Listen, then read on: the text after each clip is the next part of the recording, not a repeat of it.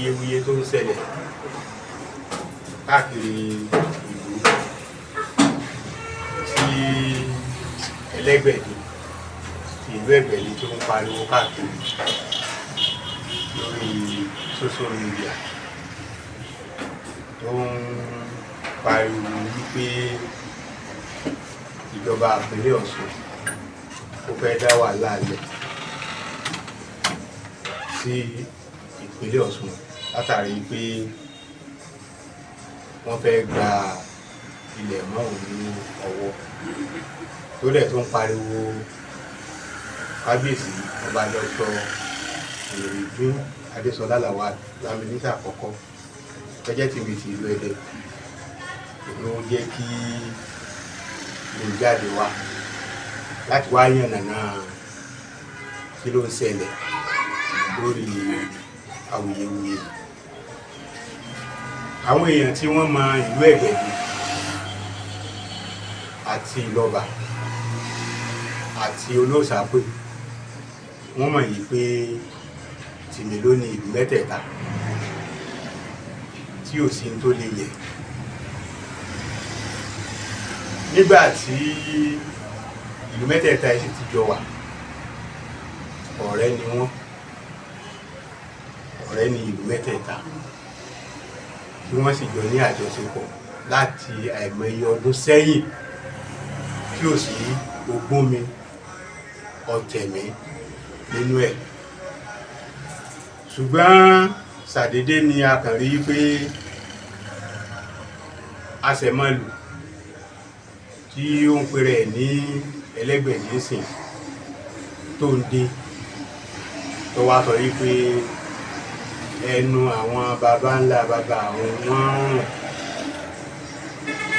wípé gbogbo tí àwọn baba ńlá baba àwọn tí wọ́n ti ṣe òkúnà ni wọ́n ń rìn òun ló ń gbọ́n jù nítorí pé Aṣẹ̀mọ́lù ní òun ò sì ṣe bá wí. Mo wá fẹ́ fi yé gbogbo ọmọ Nàìjíríà wípé kí ó bá lè mọ̀ yí pé Tìmì ló ní Ẹ̀gbẹ̀dì, Tìmì ló ní ìlú Ìlọ́ba, Tìmì ló sì ní Olóòṣàpè. Mo fẹ́ mú reference wá ní 1980 tí ọba Lékan ọba Lawal Àyántádé tí ó jẹ́ Ẹlẹ́gbẹ̀dì ní àsìkò ìgbà yẹn. 1980 sí àkókò yìí àwa náà mọ iye ọdún tí ó jẹ́. Ọba Lawal Àyántádé yìí ó wá tasẹ̀ àgẹ̀rẹ̀ ó kọjá àyè rẹ̀ sí bàbá Tìmì ní àkókò ìgbà yẹn. Òun àti ọ̀gbẹ́ni kan tá à ń pè ní Christopher Fájẹmírókùn àti ọmọbìnrin kan tí wọ́n ń pè ní Venance Fájẹmírókùn. Wọ́n lọ ta pọ́ṣán ilẹ̀ kan ní ìlú Ẹ̀gbẹ̀dì. Lawal Àyántádé yẹn ó ta ilẹ̀ fún Christopher Fájẹmírókùn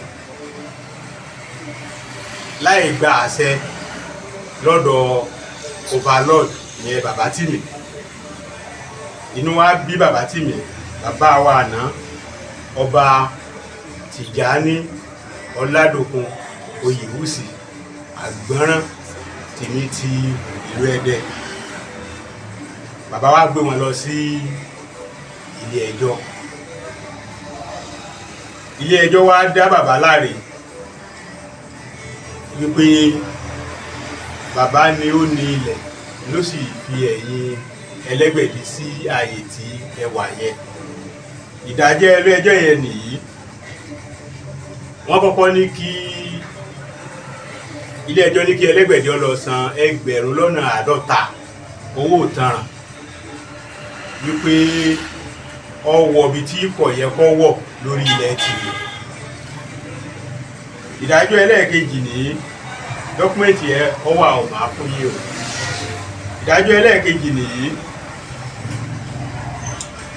Ilé ẹjọ́ kó Ẹlẹ́gbẹ̀dì lápákò, ọkà lápákò wípé kò gbọ́dọ̀ dé orí ilẹ̀ yẹn mọ́ láéláé. Ìdájọ́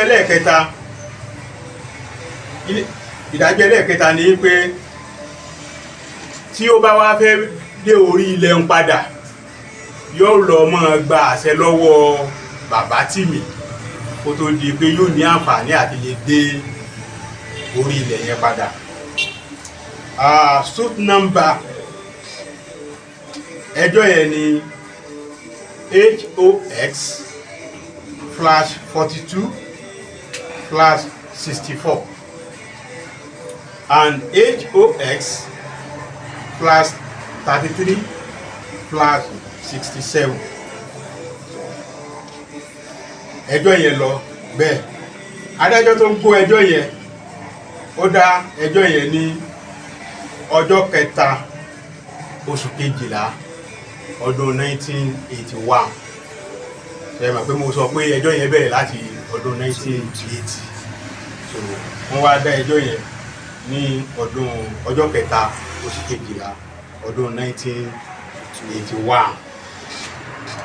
Now lórí ariwo tí àṣẹmọ́lù ń pa kiri yìí, Ẹlẹ́gbẹ̀dì bí wọ́n ṣe wà, tí Ìlọ́ba wà, tí Olóòṣàpé wà, kábíyèsí Olóòṣàpé àwọn ni wọ́n jókòó lẹ́gbẹ̀ẹ́ mi. Kálukú wọn ni wọ́n ń gbọ́rọ̀ sí Tìmì lẹ́nu, tí wọn ò sì jẹ́ gbẹ́rù gbọ́nrí níwájú bàbá Tìmì. Nígbàtí ó tó di ọjọ́ 13 oṣù kẹfà ọdún 2013, Ẹlẹ́gbẹ̀dì kó tó di pé ó di ọjọ́ 13 yẹn, nígbà tó di ọjọ́ 8 oṣù kejìlá ọdún 2015,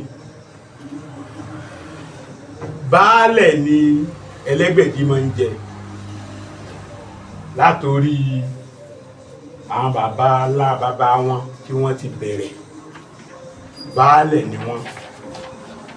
Máa ka iye baálẹ̀ tó ti jẹ ní ọ̀dà bàbá Tìmì, máa kà fún gbogbo ọmọ Nàìjíríà. Baálẹ̀ àkọ́kọ́ tó kọ́ jẹ nílùú Ẹ̀gbẹ̀dì, orúkọ baálẹ̀ yẹn ni Òpójọláadé. Ó ní bàbá ńlá bàbá wọn, Òpójọláadé lórúkọ ẹ̀. Baálẹ̀ ẹlẹ́ẹ̀kejì tó jẹ ń bẹ̀, ó ní baálẹ̀ Ọláyínká lọ́tẹ̀lé Òpójọláadé.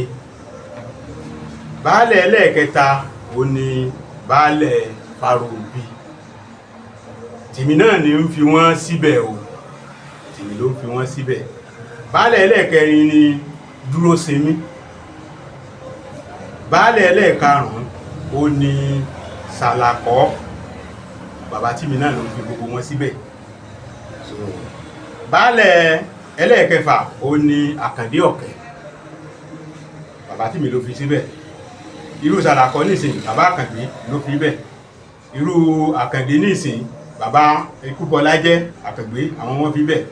Baálẹ̀ ẹlẹ́ẹ̀keje ó ní Sàláwù Òjó tó ń wá láti ruling house Jìnàdù.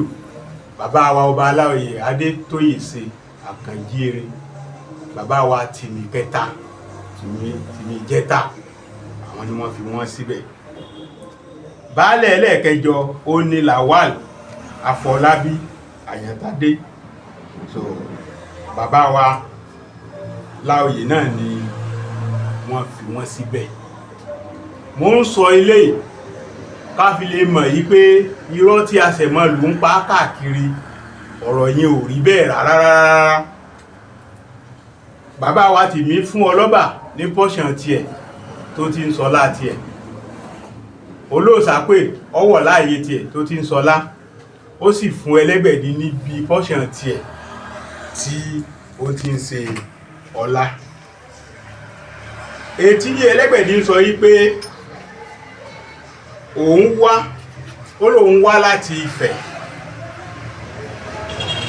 ó ní àti Ifẹ̀ ní òun ti wá ní Ẹ̀gbẹ̀dì quarters ní Ilé Ifẹ̀ lòun ti wá nígbàtí òun rí làásìgbò láti Ilé Ifẹ̀. Ìgbà tí ó máa dé, Ọlọ́run kọ́kọ́ tẹ̀dó sí ibì kan, ibi tó dẹ̀ tẹ̀dó sí yẹn ogun Fúlàní olóòtú lé òun kúrò. Òpójọládé ni ó ní ó líìdì wọn kúrò láti Ilé Ifẹ̀.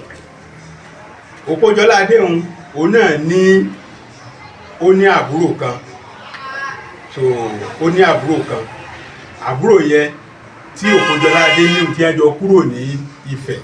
Ìgbà tí òun kúrò ń Ifẹ̀ tí Òpójọládé tó ń tẹ̀dó sí agbègbè kan kí Fúlàní tó lé kúrò ń bẹ̀, so àbúrò rẹ̀ yẹ òun kúrò láti bẹ̀ yẹn, òun gba Ẹ̀gbẹ́ lọ. Ẹ̀gbẹ́ yẹn Kogi ni ó fọ́ọ̀sì sí. Now nígbà tí Òpójọládé máa wá kúrò níbi tí Fúlàní ti léwu, ọ̀dọ̀ Tìmìlọ́sáwá ní ìlú Ẹdẹ, ọ̀dọ̀ Tìmì ní Òpójọládé yẹn sáwá. Wọ́n dẹ̀ bàbá Tìmì dẹ̀ fún ní pọ́ṣàn kan ní ìlú Ẹdẹ, bó ti jẹ́ tí pé Alábíàsásí ni Tìmì torí kó jẹ́ jagunjagun. Òun ni ó dẹ̀ ń ṣàkóso gbogbo agbègbè àdúgbò wa ní gbogbo ìgbà náà. So ààyè tí wọ́n fi sí yẹn ó ń jẹ́ Ilé Ẹlẹ́gbẹ̀dì. Bá a ṣe rí Ilé Ẹlẹ́gbẹ̀dì lẹ́dẹ, àrílé Aláwó, àrílé Olójo, àrílé Àgbèrí, àrílé Elékùọ́. Gbogbo àwọn tí mò ń dákọ̀ ìlú ńláńlá ni wọ́n o, ṣùgbọ́n torí pé bàbá Tìmì jẹ́ alábẹ́ Àsásí, gbogbo wọn ni wọ́n sá wá sí abẹ́ rẹ̀ fún ààbò tó péye, tí bàbá Tìmì sì fi wọ́n sí igun kọ̀ọ̀kan tí kálukú wọn tí wọ́n ní agboolé ńbẹ̀ títí di bí mo ti ń sọ̀rọ̀ yìí. Mo wá fẹ́ padà sí 2015 tí mo sáré sọ lẹ́ẹ̀kan yẹn. Baálẹ̀ ni gbogbo àwọn tí mò ń dákọ̀ yìí o, baálẹ̀ ni wọ́n. Ṣùgbọ́n nígbà tí ó di orí ọba baálẹ̀ Isiaka Àyànbóyè, ìyẹn Ẹlẹ́gbẹ̀dì tó lọ yìí, tó ṣẹ̀ṣẹ̀ gbéṣẹ́ yìí, so tí òun wá ń ṣe déédé pẹ̀lú kábíyèsí bàbá Tìmì, ó wá bẹ̀bẹ̀ wípé bàbá, ó ti pẹ́ tẹ́ ti fi sí àyè tí òun wà yìí, ẹ ràn mí lọ́wọ́, èmi náà fẹ́ di ọba aládé, ìyẹn part 2 ọba. Lẹ́tà tó kọ rèé, tí ó fi request fún elevation sí Ministry of Local Government and Chieftaincy. Lẹ́tà tó kọ rèé. Ohun tí mo fẹ́ ṣàfikún lórí ọ̀rọ̀ yẹn kí n tó wá sọ ipa tí bàbá kó tó di pé ó dọba. Aṣẹ̀mọlù tí ń pariwo tí ń parọ́ burúkú kiri yìí, lẹ́nu rẹ̀ lọ́hùn ó ń sọ yí pé Ẹ̀gbẹ̀dì ruling Ẹdẹ, léè tó jẹ́ sí pé irọ́ tó jìnà sí òótọ́ ni. Tó bá wá rí bẹ́ẹ̀ ni gbogbo àwọn baba ńlá baba rẹ̀ tó ti jẹ ọ́ndà Tìmì ni wọ́n wà. Tó yẹ pé àwọn wọ́n ń rúlu Ẹdẹ ni, ṣé wọ́n mọ̀ Tìmì ni wọ́n mọ̀ jáwélé wọn ní orí. Nígbàtí Isiaka Àyànbóyè Jìnàdù kẹta ni o, tó ń wá dé, ó wá kọ lẹ́tà through bàbá Tìmì bàbá Tìmí sì bá fi ọwọ́ sí i, so wọ́n wá sọ di ọba ní 2015 ní ọdọba o, tí ń sọ pé adé kan ló ń gbé wá láti Ilé Ifẹ̀, ọwà lè gbádé wá láti Ilé Ifẹ̀ kó o sì débi tó lóògùn wà sí, kí ọmọ dàdé rẹ̀ ń kọ́ ọmọ jẹ́ baálẹ̀ lábẹ́ ọba ńlá. Ìkan bẹ́ẹ̀. Ẹlẹ́ẹ̀kejì ni pé nígbàtí ń bọ̀ Ilé Ifẹ̀ ìwọ tó gún dà láàmú tó ń bọ̀ láti Ilé Ifẹ̀ yẹ, o gbélẹ̀ dání ni láti Ilé Ifẹ̀, oru ilẹ̀ lé lórí, oru ilẹ̀ lé orí láti Ilé Ifẹ̀ tó fi tẹ̀dó. Ọ̀nà méjì ló tẹ̀dó sí o, kó tó wá dé ọ̀dọ̀ bàbá Tìmí o. Bàbá Tìmí ló fi sí pọ́ṣán ibi tó wà yẹn, bàbá Tìmí ni wọ́n fi síbẹ̀ lọ mọ́ wà ń bẹ̀, kò bá ẹnìkankan tán, bàbá Tìmí ló ṣàánú ẹ̀ tí wọ́n fi sí pọ́ṣán ibi tí ó wà yẹn. So 2015 wá ní Síákà, baálẹ̀ Síákà Àyànbóyè ló wá di ọba #2, ẹ̀rí rẹ̀ wà. Gbàràm tí rí pé ipò oṣù ni ẹ̀sẹ̀ wù, gbàràm tí Síákà yìí di ọba tán, ó ti wò wípé òun náà kúkú ti dọba láyé, òun ti kú òní baálẹ̀, ló bá ṣe kọjá ààyè rẹ̀ níwájú bàbá Tìmí, ló bá lọ jẹ olóòsàpè, ọlọ́jẹ́ olóòsàpè ní Ẹ̀gbẹ́dì.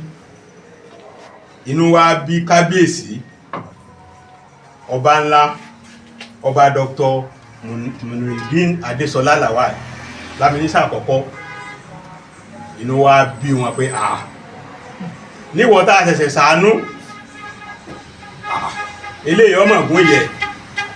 So wọ́n wá gbé, wọ́n fi ọlọ́pàá gbé lọ sí area command, àtòun àti ẹni tó fi jẹ olóòsàpè wọ́n wá gbé.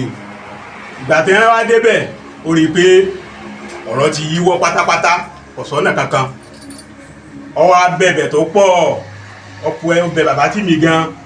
Bàbá Tìmí wá níwẹ̀ fún àtọ́ka sí reference pé kó lọ kọ apology letter wá, ó dẹ̀ ṣe bẹ́ẹ̀.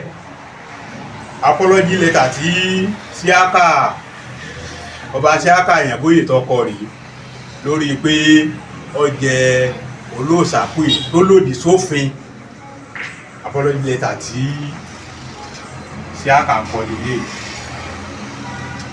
Now nígbàtí ó di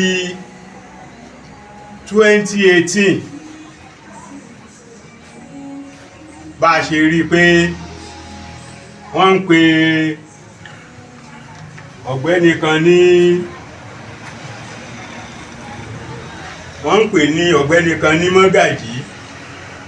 Mọ́gàjí Ibrahim Àyànṣọlá,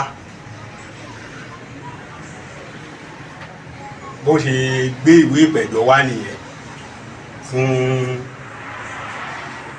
wọ́n pe ẹ jẹ́ n dárúkọ àwọn tí wọ́n jọ gbìmọ̀ pọ̀. Kò sí ọba Síákà Àyànbóyè yẹ ń bẹ o, wọ́n ti lòdì sí, wọ́n ti pátì sẹ́gbẹ́ kan, wọ́n ti dálù sí méjì lé lórí. So Ibrahim Àyànṣọlá Mọ́gàjí Ẹ̀gbẹ́dì, òun àti Sàráfà Abíóyè Azeez àti Fatai Àyàntáyọ̀ Àjàní àti Ràṣídì Àyàndìran. So àwọn mẹ́rẹ̀ẹ̀rin ni wọ́n pàmọ̀ pọ̀, ní bá lọ sí ilé ẹjọ́ tó ga jù ní High Court ní ìpínlẹ̀ Ọ̀ṣun tó wà ní Ẹdẹ. Wọ́n pe ẹjọ́ ní 2018. Suit number ẹjọ́ yẹn ní HED 22/2018. àwọn tí wọ́n pè lẹ́jọ́ náà nìyí. wọ́n pe ìjọba ìpínlẹ̀ Ọ̀ṣun, wọ́n pe Anthony General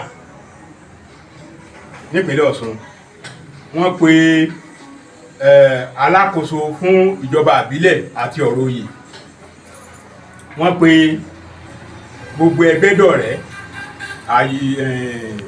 ìjọ lọ́balọ́ba ẹgbẹ́dọ̀rẹ́, wọ́n pe ẹgbẹ́dọ̀rẹ́ ìjọba ìbílẹ̀ ẹgbẹ́dọ̀rẹ́ gangan wọ́n pè lẹ́jọ́. wọ́n tún wá pe alága ìjọba ìbílẹ̀ ẹgbẹ́dọ̀rẹ́ wọ́n pè lẹ́jọ́.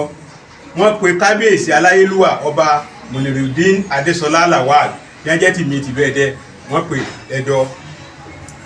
wọ́n pe ọba Gbàdàmọ́sí Lásìsì tó jẹ́ ọlọ́ba ìlú Ìlọ́ba wọ́n pè lẹ́jọ́. wọ́n pe ọba Hasan Adépọ̀jù tó jẹ́ kábíyèsí Olóòṣàpè wọ́n pè ní ẹjọ́ ìyẹn ní 2018. kẹwàá lè mọ̀ yìí pé òkúrò ayé àtàlápàrùtù ni Ẹlẹ́gbẹ̀dì. ṣé ẹni tó bá pe èèyàn lẹ́jọ́ ní máa jẹ́ kí ẹjọ́ yá ni àbẹ̀ tí wọ́n bá pè lẹ́jọ́ ní máa fẹjọ́ falẹ̀? ẹjọ́ yẹn wà nílé ẹjọ́ títí di bí à ń ṣe ń sọ̀rọ̀ yìí, tí wọn àti òkun rẹ̀ bí bá ń ṣe ń sọ̀rọ̀ yìí. ẹjọ́ yẹn wà ń bẹ̀. ẹjọ́ lórí ọ̀rọ̀ ọlẹ̀ ò ní. ṣùgbọ́n ìgbà tó di ọjọ́ 30 oṣù kìíní ọdún 2020, tó ilé ẹjọ́ wá fún wa ní injunction. àwọn ni wọ́n pẹjọ́ o. ilé ẹjọ́ wá fún wa ní injunction yìí pé kí Ẹlẹ́gbẹ̀dì kọ́mọ̀dórí ilẹ̀ ọlọ́ba mọ́ o, kọ́mọ̀dé orí ilẹ̀ Olóòṣàpè mọ́ o. ìdájọ́ yẹn ni ruling ni o. ìdájọ́ yẹn ni 2020. so adájọ́ tí wọ́n gbé ẹjọ́ náà kalẹ̀ orúkọ wọn wà ń bẹ̀. so àwọn ni Honourable Justice K.M. Akao, àwọn ni wọ́n gbé ìdájọ́ yẹn kalẹ̀. látìgbà tí a ti wá gba ìjọ́sẹ̀ yìí, ó ní ọkùnrin kan tí wọ́n ń pè ní Àṣẹ̀mọ́lù Muyideen Azeez ló ti wá bẹ̀rẹ̀ sí gbébọn káàkiri ọlọ́ba Olóòṣàpè. tó bá ti rí ẹnìkan láti Olóòṣàpè báyìí lílé wọgbó ni, ẹnìkan láti Olóòṣàpè Ìlọ́ba lílé wọ igbó ni. náà kí ọ̀rọ̀ tí kóòtù nìyẹn. kó tó di pé wọ́n wá gbé wa lọ sí kóòtù yẹn.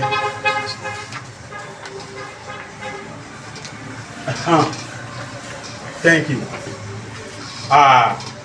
nígbà tí mo sọ̀rọ̀ láti sọ Ẹlẹ́gbẹ̀dì di ọba, so pé bàbá wa Bàbátìmí wọ́n sọ Ẹlẹ́gbẹ̀dì di ọba ní ọdún 2015. ìgbà tí ó wá di ọdún 2018, so ó ní Bàbátìmí náà wá sọ ọlọ́ba di ọba, ọlọ́ba ti ìlú Ìlọ́ba di ọba ní 2018. wọ́n sì sọ bàbá wa kábíyèsí ọba Hasan Adépọ̀jù náà di ọba ní Olóòṣàpè ní 2018. so dọ́kúmẹ́ǹtì yẹn ó wà níbí tí gómìnà wa àgbà náà ọ̀gbẹ́ni Rauf Arẹ́gbẹ́ṣọlá ló sáìn part 2 ọba wọn, tó jẹ́ pé Ẹlẹ́gbẹ̀dì wà ní part 2, ọlọ́ba wà ní part 2, bàbá Olóòṣàpè náà wà ní, kábíyèsí Olóòṣàpè wà ní part 2. so dọ́kúmẹ́ǹtì ẹ̀ nìyí. tó wà ní intact. Ìgbà tó di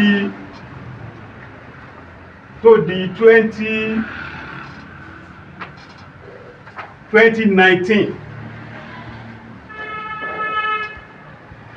wọ́n ní bí ẹyẹ bá ṣe fò òun ni a máa sọ̀kú ẹ̀. Ìgbà tó di 2019 lákàn ṣàdédé rí ọba Isiaka Àyànbóyèyẹ, ó wà láyé kò tí kú o,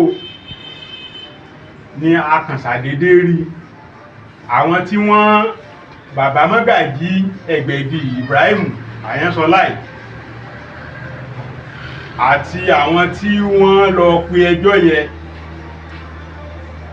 ó ní wọ́n wá líìdì àti àṣẹmọlù yìí ń jẹ́ Muyideen, torí ó ní tọ́ọ̀gì Ẹlẹ́gbẹ̀dì àná ọba Isiaka Àyànbóyèyẹ, tó àṣẹmọlù yìí ní tọ́ọ̀gì rẹ̀ tó máa ń tẹ̀lé káàkiri, jàǹdùkú èèyàn ni a wá wọ ìlú Ìlọbà bí ìlú Ìlọbà ṣe tóbi tó yẹ, wọ́n sì jó gbogbo rẹ̀ tí ò kù òrùlé ẹyọ kan, wọ́n sun tán pátápátá, kò kù òrùlé ẹyọ kan di bí à ń ṣe ń sọ̀rọ̀ yìí ní ìlú tó ní ọba àlàyé, mọ́sálásí ń bẹ ńbẹ̀, ààyè àwọn alágbẹ̀dẹ tí wọ́n máa ń rọ ọkọ́, tí máa ń rọ àdá 7 ló wà ńbẹ̀. Ilé tí ó wà nínú ìnàró 40 something, wọ́n dẹ̀ sun gbogbo ẹ̀, wọ́n dẹ̀ lọ sí Ẹ̀bùwà, wọ́n dẹ̀ lọ bà gbogbo tó wà níbẹ̀ jẹ́ pátá. Ẹ̀rọ tí wọ́n fi ń fọpo, tí wọ́n fi máa ń lọ ẹyìn 2 ló wà ńbẹ̀, wọ́n jùnà sí ìyẹn ní 2019. So now a wá wò pé a fi gbogbo tí à ń sọ yìí a fi tó àwọn ọlọ́pàá létí o. Àwọn ọlọ́pàá sì wá, wọ́n wá wo bẹ̀, wọ́n rí pé lóòótọ́ ni, wọ́n ya fọ́tò ẹ̀, wọ́n ní káwa náà ó ya fọ́tò ẹ̀, wọ́n rí pé lóòótọ́ ni. Ìgbà tó di bí ọjọ́ 4 sí bí ọjọ́ 5, àṣẹmọlù yìí tó dá wàhálà míì sílẹ̀ ní Ìlọbà. Ó wá, wọ́n wá kó, wọ́n pa àwọn ẹran, àwọn ẹdìyẹ, wọ́n dẹ̀ wá kó epo. So níbẹ̀ ẹjọ́ yẹn náà ó wà ní ilé ẹjọ́ báyìí, criminal case ni o, ó wà ní ilé ẹjọ́ báyìí.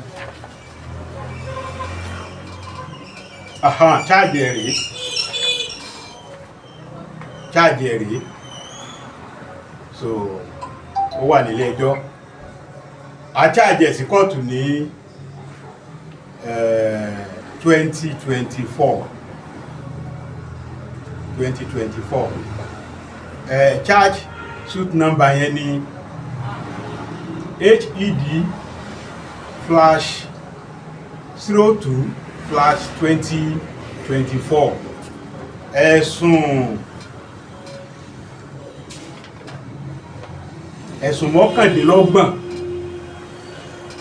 ẹ̀sùn mọ́kàndínlọ́gbọ̀n ó ní ilé ẹjọ́ kà sí ní ẹsẹ̀ through àwọn ọlọ́pàá ni, through àwọn ọlọ́pàá ó ní. So ìyẹn bẹ́ẹ̀. Lẹ́yìn yẹn ó wá torí pé after tí wọ́n ṣe lè tán, òun ni ọba Isiaka Àyànbóyèyẹ ló kú, ló sì wọṣẹ́. Mo ń sọ fún yín láti ọ̀dọ̀ Òjòjọ́ládé bàbá wọn tó jẹ́ bàbá wọn tó ṣe Ẹ̀gbẹ̀dílẹ̀. Mo sọ fún yín pé tìmìní fi wọ́n jẹ títí tí lórí ọba Isiaka Àyànbóyèyẹ. Bí ọba Isiaka Àyànbóyè ni wọ́n ṣe kú, ṣẹ̀ṣẹ̀mẹ̀ pé wọ́n ti di pàṣú ọba. Kábíyèsí bàbá Tìmì wọn ní access láti fi wọ́n jẹ ọba yẹn máa ń gbọ́ jẹ́ pé gómìnà ni ó máa install wọn gẹ́gẹ́ bí ọba. ọkùnrin tọ́ọ̀gì tí mò ń pè lásẹ̀mọ́lù yìí ló wá bọ́ sórí ọba Ẹlẹ́gbẹ̀dì bí ọdún méjì ó lé sẹ́yìn báyìí ètí ìpọ̀dún mẹ́ta lórí oyè. nígbà tó wá dé òun ni wàhálà wá fẹ̀jú kẹ̀kẹ́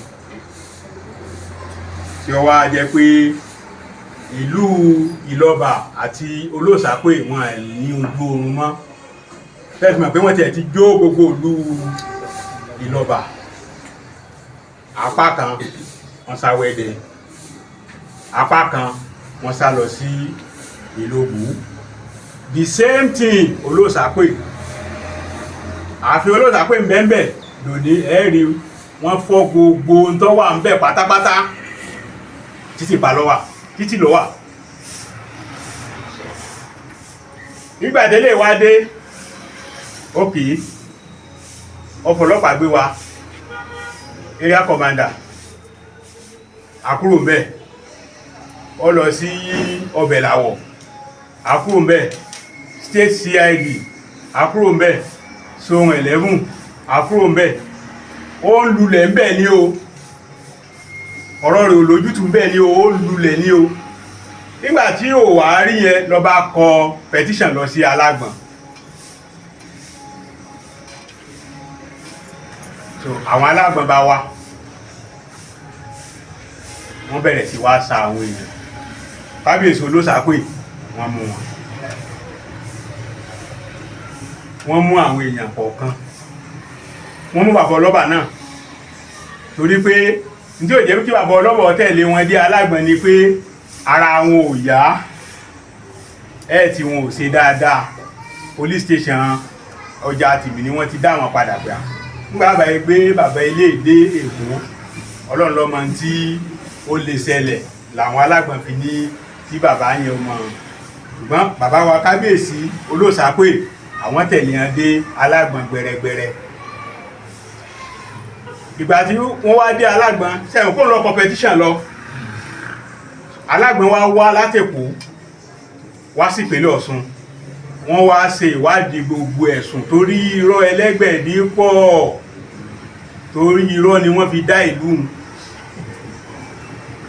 pẹ̀lú ọ̀pọ̀lọpọ̀ ọ̀rọ̀ tó wá pa yìí, wọ́n wá sẹ́ẹ̀tì panel láti Alágbọ̀n Nigeria Police Force, wọ́n dẹ̀ wá sí ìpínlẹ̀ Ọ̀ṣun, wọ́n wá ṣèwádìí àmọ́ pé wọ́n ti wà ráǹdì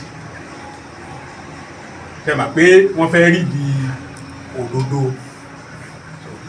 wọ́n dé ọ̀dọ̀ àwọn lọ́balọ́ba ní Ẹgbẹ́dọ̀rẹ́ tí Ẹlẹ́gbẹ̀dì náà belong sí, tí Ìlọ́ba belong sí, tí Olóòṣàpè belong sí. wọ́n dé ọ̀dọ̀ bàbá wa bàbá Tìmì, àwọn ọba aláyé bámbáhùn wọ́n débẹ̀. wọ́n sì padà sí Àbújá. ìgbà tí rìpọ́ọ̀tì máa jáde, Ìlọ́ba Olóòṣàpè ní rìpọ́ọ̀tì tún fẹ́fọ̀. rìpọ́ọ̀tì yẹn ní láti Alágbọ̀n rìpọ́ọ̀tì tí wọ́n kọ ní láti Alágbọ̀n. ohun tí wọ́n kọ bẹ̀ náà ni pé ká lọ cháàjì Ẹlẹ́gbẹ̀dì, wọ́n dàrẹ́kì ẹ̀ sí Zone 11 kí AIG kó cháàjì kírímínà yìí tó wà nínú ìwé ni. now lẹ́yìn èyí kò tó dúró, nígbàtí ó tó lulẹ̀ lórí yìí ló bá tún mú petition ọba di Àbújá.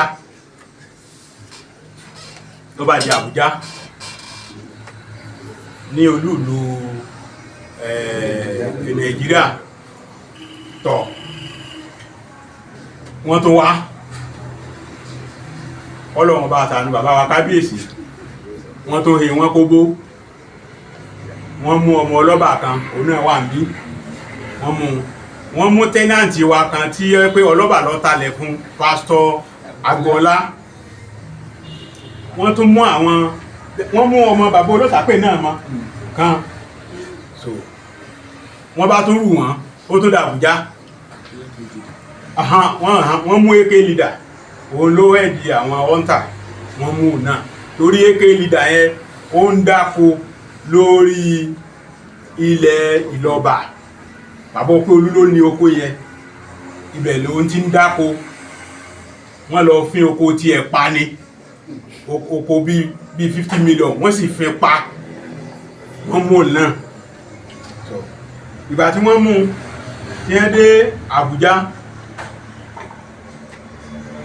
wọ́n gbà wọ́n lẹ̀ wọ́n wá tún set panel láti Àbújá wọ́n tún wá sí ìpínlẹ̀ Ọ̀ṣun ìgbà tí wọ́n wá sí ìpínlẹ̀ Ọ̀ṣun bí àwọn alágbọ̀n ṣe rìnrìn wọn ni àwọn náà rìn ìrìn tí wọ́n fò ẹnì kankan lára so wọ́n lọ sí Ẹgbẹ́dọ̀rẹ́ gbogbo àwọn ọba aláyé yẹn wọ́n ní àbàbá aláwo ni nǹkan kan ní Aláàgbérí ni wọ́n dọ́dọ̀ ìkọ̀ọ̀kan bóò ní lọ́ba ṣe jẹ́ bóò ní Olóòṣàpè ṣe jẹ́ bóò lẹ̀gbẹ̀dí ṣe jẹ́ kálukú àwọn bàbá yìí wọ́n sì fi òótọ́ pamọ́ wọ́n dẹ̀ sọ fún àwọn ọlọ́pàá tí wọ́n wá láti Àbújá tọ́ àwọn ọlọ́pàá yìí padà lọ sí Àbújá ìgbà tí rìpọ́ọ̀tì máa jáde wọ́n dàrẹ́kìtì rìpọ́ọ̀tì wọn sí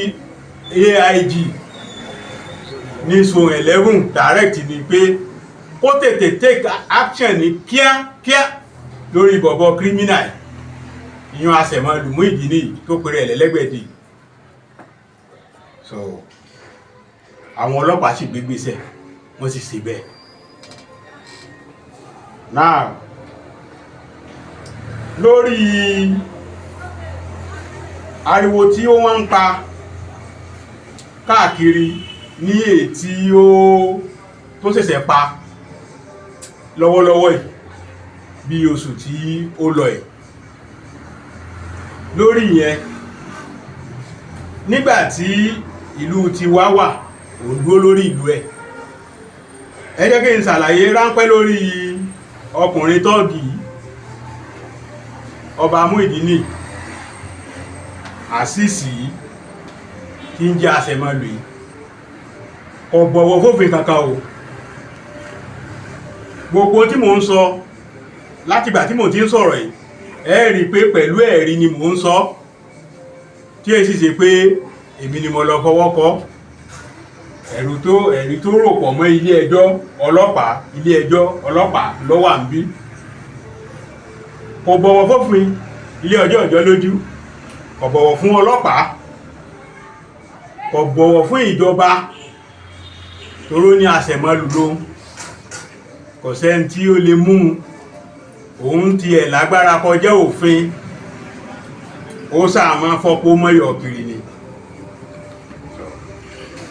after yẹn tàà dé lọ́bá tún gba boundary commission lọ nípínlẹ̀ Ọ̀ṣun boundary commission tó gbà lọ yìí ìjọba ìpínlẹ̀ Ọ̀ṣun ló dá ilé ẹjọ́ ọ̀hún sílẹ̀ kí wọ́n máa pẹ̀tù sí ìjà àlàálẹ̀ wọ́n fi adájọ́ àgbà tí wọ́n ti fẹ̀yìntì wọ́n fi ṣe adájọ́ níbẹ̀ deputy governor àwọn ni wọ́n jẹ́ chairman bọ́ọ̀dù yẹn governor jẹ́ president fún bọ́ọ̀dù yẹn àwọn náà ni wọ́n máa ń pẹ̀tù káàkiri ìjọba ìpínlẹ̀ Ọ̀ṣun ẹ wá mọ̀ gbọ́tọ́ dá toró lè kìí tìdí mú ẹjọ́ rò ó wá gbé ẹ̀rìn Ọ̀ṣun ló wá gbé lọ sí boundary tèmi ọmọ ń tọ́kan ẹ̀rìn Ọ̀ṣun lórí ilẹ̀ Ìlọ́ba ẹ̀rìn Ọ̀ṣun wà ní Ìrẹ́pọ̀dùn ìlú Ìlọ́ba wà ní Ìlọ́ba Olóòṣàpè wà ní Ẹgbẹ́dọ̀rẹ́ ó wá lo jìbìtì yẹn ó wá gbé ẹ̀rìn Ọ̀ṣun lọ sí boundary commission ní year 2022 year 2022 yes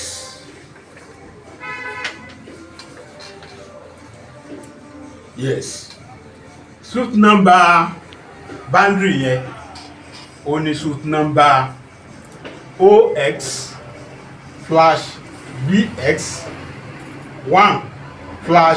OX/BX1/2022. ìgbà tí àwa gbọ́ lórí afẹ́fẹ́ pé Ẹlẹ́gbẹ̀dì gbé ẹlẹ́rìn lọ sí boundary lórí àlàálẹ̀, kò dẹ̀ sí àlàálẹ̀ kankan láti Ẹgbẹ́dọ̀rẹ́ tẹ́ dé Ìrẹ́pọ̀dùn Ìlọbà ní bẹ́ẹ̀bẹ̀. wáì tí ó fi wá gbé ẹ̀rìn lọ́bẹ̀ ajá sí pé àtòun ẹlẹ́rìn àtẹlẹ́gbẹ̀dì èdè wọn ò yéra wọn lórí ilẹ̀ Ọlọ́bànú jọ́ìdà àwọn wá jọ́ìn wọn ní boundary. so àwa náà gbé application tiwa wọlé which is 2023. bá a ṣe jọ́ìn wọn báyìí Ẹlẹ́gbẹ̀dì ní problem straight ni,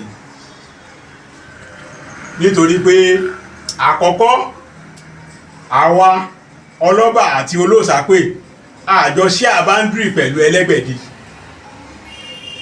ibi tí tìmí fi kálukú sí ọ̀tọ̀ọ̀tọ̀ ni. so sẹ́mọ̀ pé yóò ní problem, ó ti ní problem báwọn. àwa wá join, a bẹ̀rẹ̀ sí ro ẹjọ́. boundary kọ́kọ́ fún wa ní bá a ṣe débẹ̀ gbàrà ní 2023 ní boundary kọ́kọ́ ní panel yẹn kọ́ rúùlù ìdájọ́ àkọ́kọ́ wípé kí kálukú tóun ó fi gbé ìdájọ́ òun kalẹ̀ òní, kí kálukú ó dúró ní orí ààyè rẹ̀ tóun ó fi gbé ìdájọ́ ìkalẹ̀. àwa continue à ń ro ẹjọ́ lọ. adájọ́ tí wọ́n jẹ́ ọ̀gá fún wa ní boundary commission ní kóòtù yẹn, wọ́n wá gbé panel kan jókòó, wọ́n pe ẹlẹ́rìn, wọ́n pe Ọlọ́bà, wọ́n dẹ̀ pe Ẹlẹ́gbẹ̀dì. èmi náà ni mo sojú Ọlọ́bà níbẹ̀. ibẹ̀ ni mo ti jẹ́ kí gọ́ọ̀mẹ̀ntì ó mọ̀ pé àìṣe aláàlá o, àwa àti Ẹgbẹ̀dì àìṣe aláàlá o, àjọ sí boundary kan náà o. kí wọ́n lọ wo máàpù Ẹgbẹ́dọ̀rẹ́. bí wọ́n bá débi máàpù Ẹgbẹ́dọ̀rẹ́ yẹn, wọ́n á rí i pé títì ló pé wa sí méjì. Ẹgbẹ̀dì wà ní right táwọn bá ń ti Ẹdẹ bọ̀ lọ sí Ìlòbù. Ìlọbà Olóòsàpè wọ́n wà ní left tí à bá ń ti Ẹdẹ bọ̀ lọ sí Ìlòbù. tó bá yẹ pé Ìlòbù là ń bá wọn ti ń bọ̀, Ìlọbà wà ní right, Ẹgbẹ̀dì wà ní left. orí máàpù yìí ni mo ti sọ̀rọ̀ ní boundary tí wọ́n wá wò pé ní adájọ́, bàbá wa adájọ́ àgbà yẹn, wọ́n wá wò pé àmọ́ fọkàn sí ní tó wà nínú máàpù ìtẹ́lẹ̀ pé lóòótọ́ ni boundary làwọn ń treat bí ìwọ Ẹlẹ́gbẹ̀dì àti Ọlọ́bà Olóòsàpè ẹ̀ẹ́dọ̀ share boundary kan náà, kí n ló gbé wọn wá bí sí nígbà tí ẹ̀ kò ojú múmu fún lọ́ba tó sáré gbé application discontinue wọlé pé ohun ò ní lè máa bá ẹjọ́ ìlọ mọ́ o ní rúlì yẹn ni. so rúlì yẹn ni discontinue, wọ́n dẹ̀ fáìnì ẹ̀, wọ́n fáìnì wà bí. so wọ́n ní kó san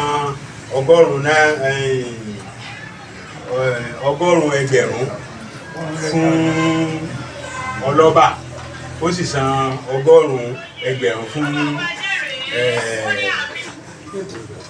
fún ẹ̀rìn bẹ́ẹ̀ ni. Now lẹ́yìn èyẹn ẹ tó ń pariwo yí pé sẹ́mẹ̀ pé lúlulẹ̀ rẹ̀ tó ń lulẹ̀ rẹ̀ ó ti pọ̀ tí ò dẹ̀ sí nǹkan kan tó lè gbé dúró torí pé olórin kan ló ní ká tó sọ̀rọ̀ kan bí òtítọ́ yóò pẹ́ ẹ tó bá wá fẹ́ jogún ogúngógún wọ́n ní ìtàkìtàn ni yóò pa. After yẹn náà gbogbo ohun tí mò ń sọ yìí o day by day ni jàgídíjàgan rẹ o day by day o ní jàgídíjàgan rẹ nítorí wá ṣẹlẹ̀ ní on the 26 February 2025 nígbà táwa ti di part 2 àwa fẹ́ joyè ààfin ọwá ní àgbọ́dọ̀ jẹ́ ó ní àgbọ́dọ̀ pé kò sáǹfààní fún wa láti jẹ oyè nígbà yẹn ká bí ló ṣe rí part 2 ni part 2 ni ọlọ́ba part 2 ni olóòsápè ráǹkì kan náà jọ ní ẹ̀tọ́ kan náà làjọ ń gbà lọ́wọ́ ìjọba ìpínlẹ̀ Ọ̀ṣun ó sì á ní kílù kan tó jẹ́ pé ìlú yìí ọba ń bẹ ní o ìlú méjèèjì senior Ẹ̀gbẹ̀dì o tẹ́ pé àlejò ní ìlú méjèèjì senior Ẹ̀gbẹ̀dì o ọlọ́ba àti olóòsápè wọ́n ìṣẹ́gbẹ́ Ẹ̀gbẹ̀dì o ó senior ẹ̀ oyè yẹn ni àwa wá fẹ́ jẹ so àwa ẹ̀rí pé ó ń pariwo wípé wọ́n mú àwọn jàǹdùkú kan wọ́n mú kinní kan wọ́n ń ṣe kinní kan tí fi ń parọ́ mọ́ tí fi ń ba ìjọba ìpínlẹ̀ Ọ̀ṣun lórúkọ jẹ́ tẹ́mi dẹ̀mẹ̀ yìí pé ìjọba ìpínlẹ̀ Ọ̀ṣun ètò àlàáfíà ni wọ́n ń wá bẹ́ẹ̀ ni àwa wá fẹ́ gírèdì ibi tí àwa ti fẹ́ ṣe patí ibẹ̀ ló wá kó àwọn jàǹdùkú wá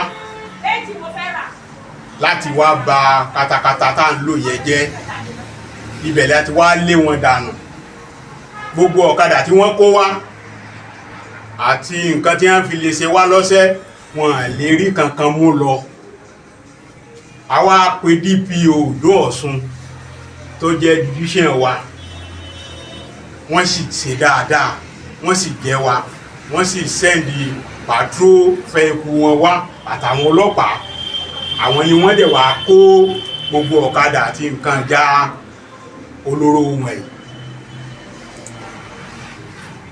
àwọn ọmọ ìdúbà yẹn lọ àwa sì joyè táwa fẹ́ jẹ àjoyè wa lálàmísì a ṣe coronation final kíní wa níjọ́ Jímọ̀ ìgbà tó ń wá bọ́ sórí atẹ́gùn tó wá bẹ̀rẹ̀ yìí pé látẹ̀dẹ̀ o wọ́n wá yìnbọn o wọ́n wá ṣe kinní kan o gómìnà ìpínlẹ̀ Ọ̀ṣun o ó kún wọn lọ́wọ́ o ó ṣe kinní kan o gbogbo ayé ti mọ̀ pé òpùrọ́ ni àṣẹmọ́lù Muyideen ní àṣẹmọ́lù Ẹlẹ́gbẹ̀dì òpùrọ́ ayé àtọ̀run ni so kọmíṣánná wa gbọ́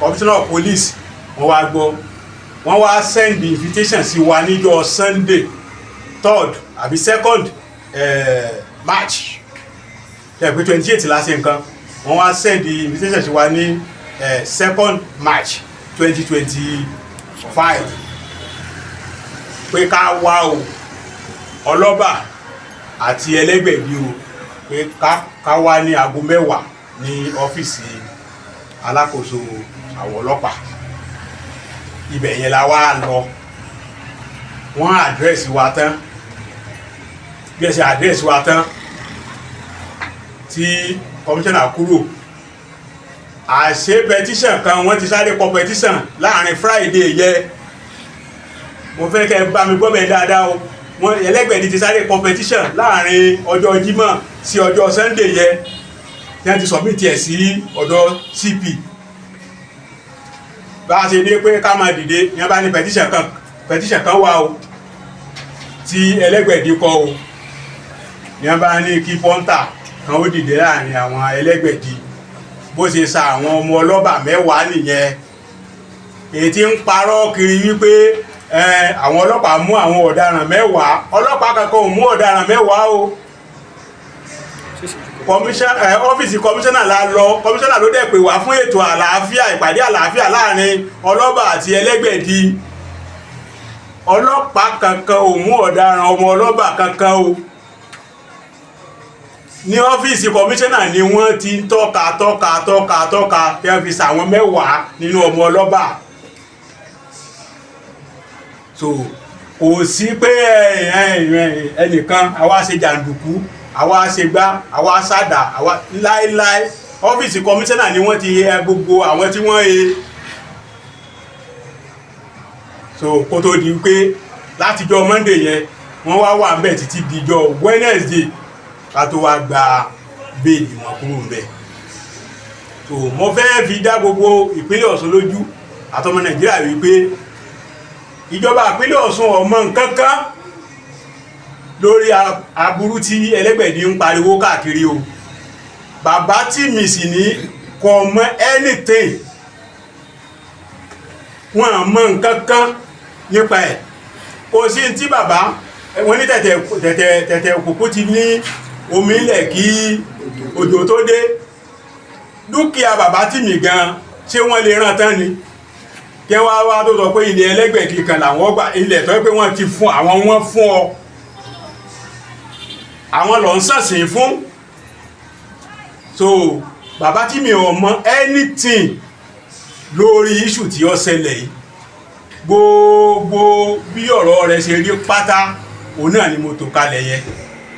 kọ́lọ́wọ́n Ọba kó ṣàánú fún wa, kí ìpínlẹ̀ Ọ̀ṣun kó má bàjẹ́, kí ìlú Ìlọ́ba kó má bàjẹ́, kí ìlú Olóṣàpè kó má bàjẹ́. àbọ̀ mi rè. orúkọ mi ni ọmọọba Adésọjí Adérẹ̀mí Sàláùdín tí mo jẹ́ olórí ọlọ́mọ ọba ti ìlú Ìlọ́ba.